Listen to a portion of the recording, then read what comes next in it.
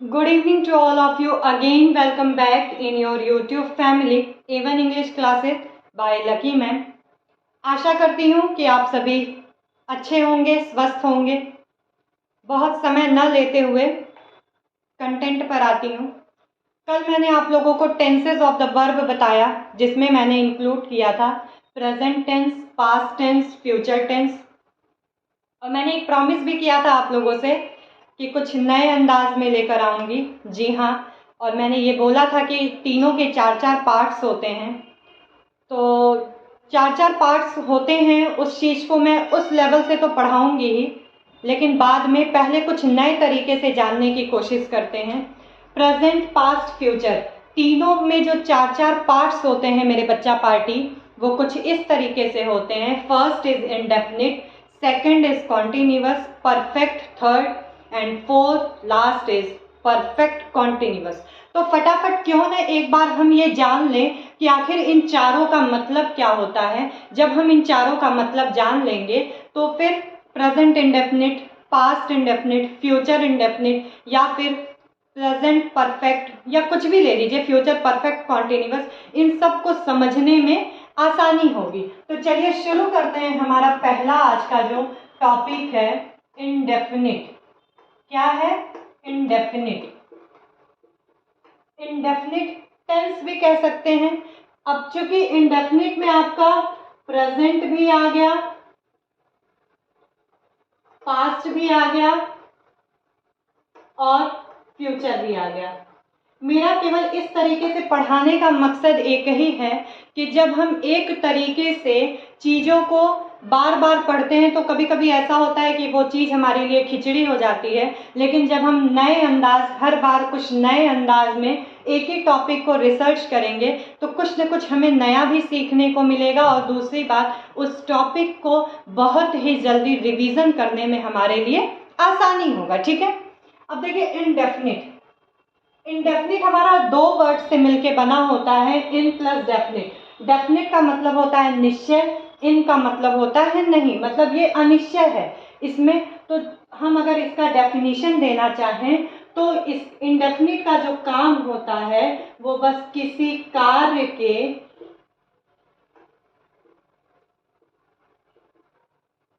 होने के बारे में बताता है। क्या बताता है? किसी कार्य के होने के बारे में बताता है, या संबंध के बारे में बताता है। बारे की जगह आप संबंध भी लिख सकते हैं अगर आप कॉपी बना रहे हैं तो। ठीक है, इंडेफिनिट का काम केवल इतना होता है। अब इस चीज से थोड़ा सा दिमाग में आया होगा कि मतलब इसमें जो सेंटेंस बनेंगे वो अधिकतर कुछ इस तरीके से बनेंगे जिसमें केवल और केवल कंट्रीब्यूशन वर्ब का रहेगा। आई गो, आई वेंट, आई शैल गो।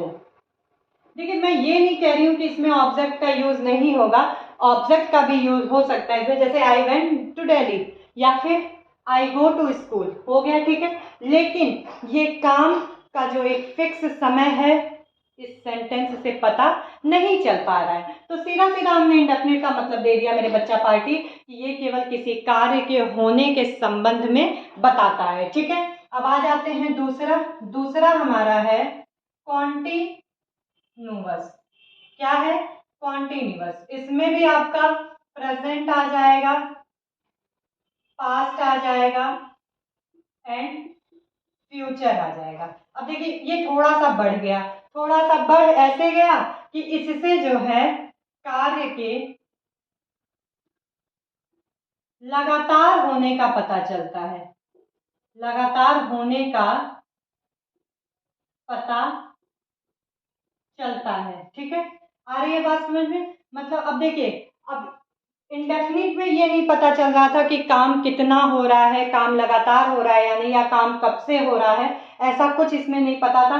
अब दूसरा जो पॉइंट हमारा कंटिन्यूअस आ गया। कंटिन्यूअस की मतलब ये है कि इसमें कार्य के लगातार होने का पता चल रहा है। जैसे हो गया आपका I am reading. I am reading मतलब मैं बुक पढ़ रहा हूं, इस समय भी मैं पढ़ रहा हूं। ठीक है, देखिए चीजों को आप लोग समझते हुए चलिए। दूसरा आपका हो जाएगा आई वॉज रीडिंग। क्या हो जाएगा? I was reading and I shall be reading. ठीक है, इसमें बस फोकस करने की चीज ये है कि जहां पे भी कंटिन्यूअस, अब चूंकि मैं आइडेंटिफिकेशन नहीं बताते चल रही हूँ क्योंकि अगर कुछ सस्पेंस न रहे आगे की वीडियो के लिए तो फिर पढ़ने में मजा नहीं आता है, या कुछ नई चीजें जब सीखने को नहीं मिलती हैं और जब चीजें बोर करने लगती हैं तो फिर इंसान का मन उब जाता है पढ़ने से, इसलिए मैं कुछ चीजें सस्पेंस रख रही हूँ। अब तीसरा आपका नाम से ही पता चल जाएगा क्या है। तीसरा आपका परफेक्ट है। परफेक्ट का मतलब भाई अपना काम धाम खत्म करके वो फिट है, उसे किसी चीज की टेंशन नहीं है, वो उत्तम तरीके से पड़ा हुआ है। कब पड़ा हुआ है? जब काम कर लिया। इसमें आपका कार्य के खत्म होने का पता चलता है। खत्म होने का पता चलता है। ठीक है,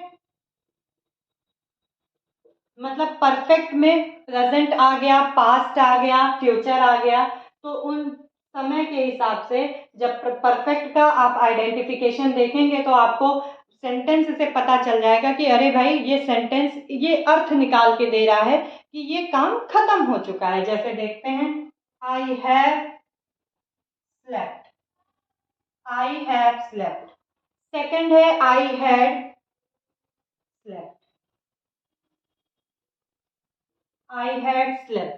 And third, I shall have. I shall have slept. अब अगर देखिए थोड़ा सा अगर आप लोग स्मार्ट माइंड लगाएंगे ना तो आप देखेंगे कि इंडेफिनिट, अब जैसे मैम ने प्रेजेंट पास्ट फ्यूचर तीनों बता दिया। प्रेजेंट में अगर आपको थोड़ा सा भी नॉलेज है कि मैम ने क्या लगाया है, वर्ब की फर्स्ट फॉर्म लगाया है, पास्ट में सेकंड फॉर्म लगाया है, शैल गो मतलब फ्यूचर में आपका शैल लग गया है, मतलब शैल के साथ वर्ब की फर्स्ट फॉर्म लग गई है, तो चीजें कुछ ना कुछ धीरे धीरे क्लियर हो रही हैं। तो चलिए जो हमारा लास्ट है कंटिन्यूअस, परफेक्ट कंटिन्यूअस। क्या है हमारा? Perfect continuous.